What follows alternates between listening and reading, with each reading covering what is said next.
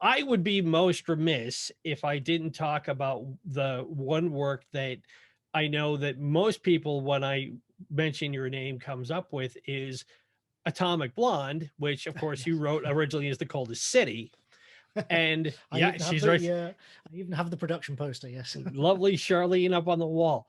And you know, for those of us who aspire to get to that point where we want to come up with a story that gets that sort of attention, and originally you wrote it as a graphic novel, which I have, and I've read it, and I really enjoyed it.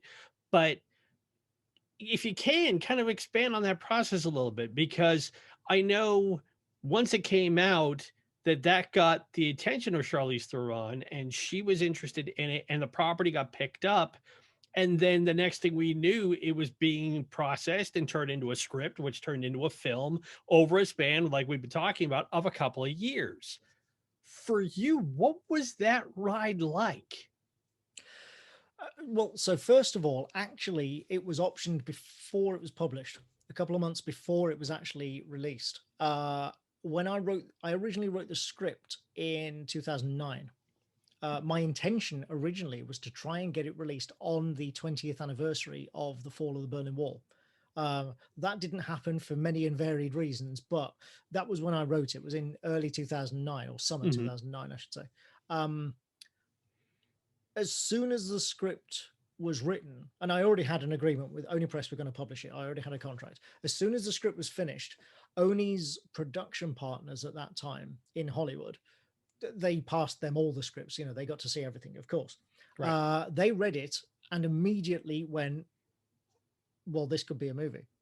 You know, just the way it was written, the sensibilities, the genre, etc. The way I tend to write comic scripts as well is in a sort of semi screenplay format. And they went, well, this is practically a screenplay.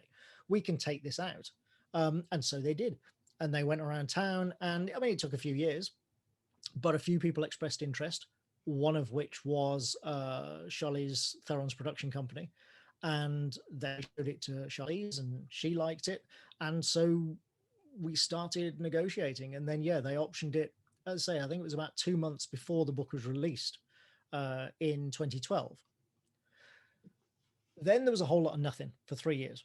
Mhm. A whole lot of really just talks and phone calls, but nothing happening at all. And then in early 2015, finally we secured financing for it, with Charlize on board. Obviously, as I say, it was her company that bought the option. They optioned the book essentially, so she was always going to star in it, she was always going to produce it, but we didn't have anything else.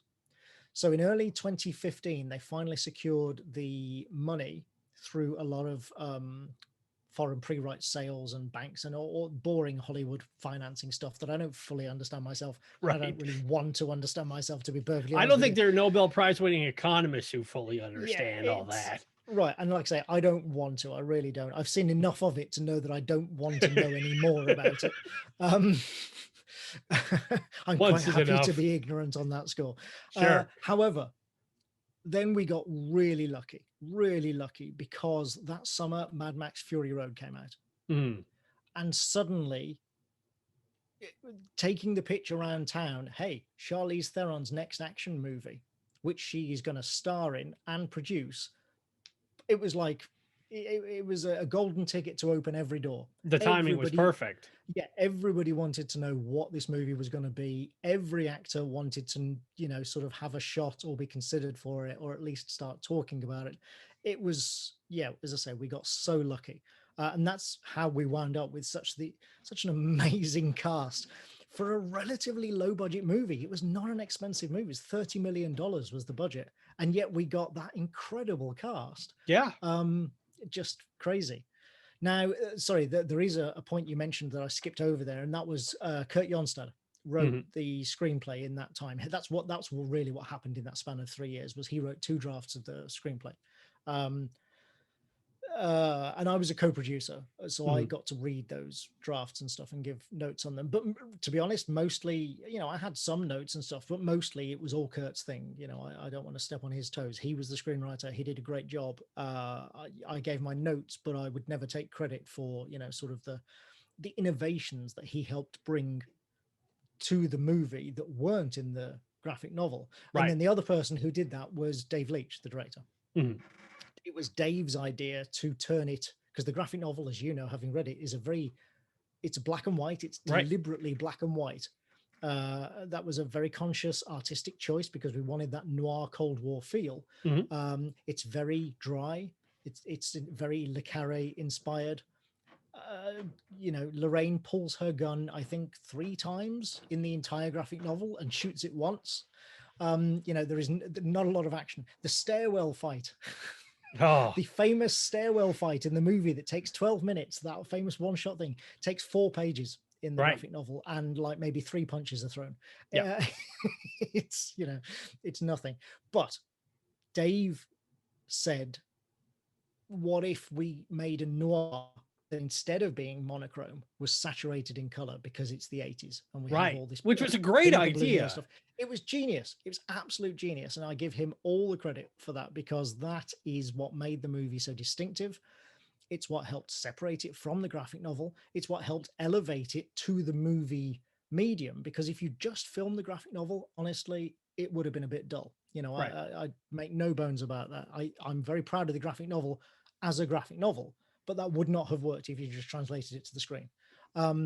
So yeah, as I say, we just got very lucky with timing, personnel, sort of people being open in terms of their schedule and stuff. It was a whole, and this is the thing, this more than anything else, this is the thing I've learned about, because I'm writing screenplays and stuff as well. Mhm.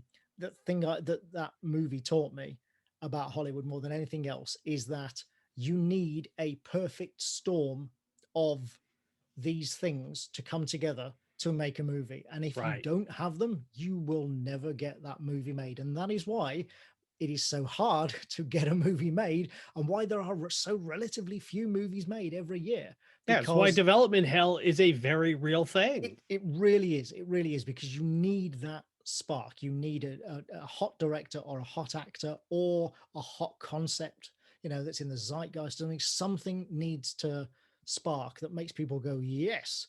And then even that's not enough, because then you need something else to become part of that perfect storm, to kind of pick it up. And then it starts building momentum. And before you know it, you're off to the races. You asked what the experience was like. It was like a whole lot of nothing until it was a whole lot of something. Because we had these, and the development process was relatively quick. I know now, with the benefit of experience, that, because everybody's told me, like, wow, 5 years, that's really quick. And I was like, is it? Okay. Turns out, yes, it is. But 3 of those years, nothing happened at all. And then it was only in the last 2 years that things really started to happen. And suddenly, from the moment of, oh, this is really going to happen, we've got a cast, like James McAvoy signed on, holy crap, this is really going to happen, to me being on set while Charlize and John Goodman and Toby Jones were acting the hell out of a tiny little cubicle together in Hungary. Right. Very Tinker Tailor, by the way. Right. It was actually that scene, wasn't it? Yeah. But from there to there was like 6 months, if that. So that was a whirlwind. And then, of course, production finished and post-production, then we had a bit of a delay. But still, obviously, everything was going on in the background, and there was publicity, and then there was the actual release, and that really was a whirlwind. And that was a case of, you spend a month basically, because we had a premiere in Berlin, followed by another premiere in Los Angeles, and then off the back of that premiere, I spent a couple of weeks in Los Angeles having meetings with everyone, doing the tour of all the studios, as you do. That's just fairly standard for anybody who's had a movie come out, I'm told. Right. For that month, you're royalty. For that month, the red carpet is rolled out for you everywhere. You never have to lift a finger. Everything is got for you. You are, you get lavish hotel suites, and you can't, nobody can help you enough. Everybody's falling over themselves to help you. Private cars pulling up outside my door in the street, and the neighbors are going, what the hell's going on here? Just ridiculous. And then after the movie comes out, boom, back to earth. All of that is gone. The machine has moved on. Yeah, there is somebody else getting that treatment now, and I, you can barely get somebody to return your phone calls. That's just how it is, Right. That's but luckily, and I really sincerely mean this, I'm actually kind of glad that two things. One, that I am not young. I'm actually kind of glad that this happened to me, after a good stage of my career, because that helped me keep my feet on the ground. Absolutely. But also, I'm kind of glad that I got burned by Hollywood quite a bit when I was young. When I was starting out, things like Frightening Curves, even my very first book, I had Hollywood producers on the phone saying, hey, we want to option your book. We want to turn it into a movie. And I'm like, this was easy. They told me being a successful author was difficult. Turns out it's really easy. Well, no, actually, it is really difficult. And yeah, over the years, I got burned several times by Hollywood producers promising the earth and then delivering absolutely nothing. And so when Atomic Blonde started happening, I was very resolutely, okay, I'll believe it when I see it. Sure. And as I say, again, I think that really helped me sort of keep my feet on the ground. Don't get me wrong, I enjoyed the red carpet treatment. I was at the premieres, I signed glossy pictures of myself for the crowd. That's all that had to be surreal. Completely surreal. I mean, look at me, man. Yeah, I'm not, what? It's just absurd, but I enjoyed it. I was like, I'm going to go along with this. I'm going to enjoy the ride while it lasts. And that's exactly what I did. And now I'm back in my tiny little study, just writing, doing what I love. It was an experience I'll never forget. It will probably never happen again, but that's okay. How many people get to do it even once? Right, exactly. And it's good to have that perspective. Like you said, if you were 25 and this happened, I would be insufferable. I know a lot of people who are in their 50s, it finally happens to. They're still insufferable as well, Hey guys, Devin here. Thanks for watching. Be sure to leave a like, subscribe to the channel if you're new, and check out the links below for more great original content. Talk to you soon. Bye.